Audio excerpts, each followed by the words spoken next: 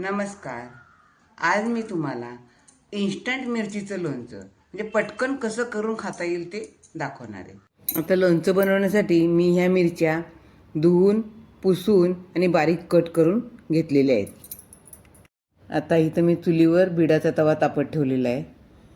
त्याच्यामध्ये मी 2 पळ्या तेल घालते. तुम्ही 3 पेक्षा थोडंसं जास्त घातलं पळ्या तेल तरी चालेल. जेवढं तेल असेल तेवढं लोणचं छान लागतं.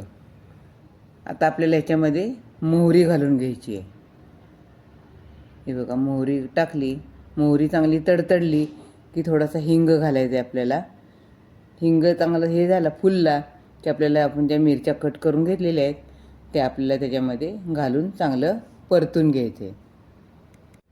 आता त्याच्यामध्ये थोडीशी हळद आणि थोडी धना जिरा पावडर टाकायची आपल्याला आणि पुन्हा हलवून घ्यायचं आहे सगळं व्यवस्थित. आता हे आपण चांगलं परतून घ्यायचं आहे आणि त्याच्यामध्ये आपल्याला एकदम चिमूटभर साखर टाकायची आहे. साखर टाकून छान लागतं. एकदम तुम्हाला आवडत असेल तर टाका, पण नक्की टाकाच, पण तुम्ही छान लागतं.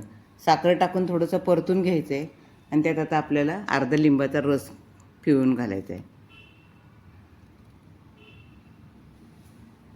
अर्ध्या लिंबाचा रस पिळून घालून पुन्हा एकदा सगळं छान हलवून घ्यायचं आहे आपल्याला. छान लागतं. तुम्ही लोणचं नक्की करून बघा. आता आपल्यात थोडीशी राईची डाळ टाकायची. राई अगोदर टाकली तर ती करपते, म्हणून नंतर टाकते. तुमच्याकडे असली राईची डाळ तर टाका, नाहीतर आपली मोहरी थोडीशी बारीक करून टाकली तरीसुद्धा चालेल. आता थोडंसं मीठ टाकायचं आणि आपलं लोणचं परतून घ्यायचं आणि तयार झालेलं आहे लोणचं. हे तुम्ही 4-8 दिवस खाऊ शकता. मस्तपैकी तयार झाले. तुम्हाला आवडलं तर नक्की माझ्या चॅनलला लाईक करा, शेअर करा, सबस्क्राईब करायला विसरू नका.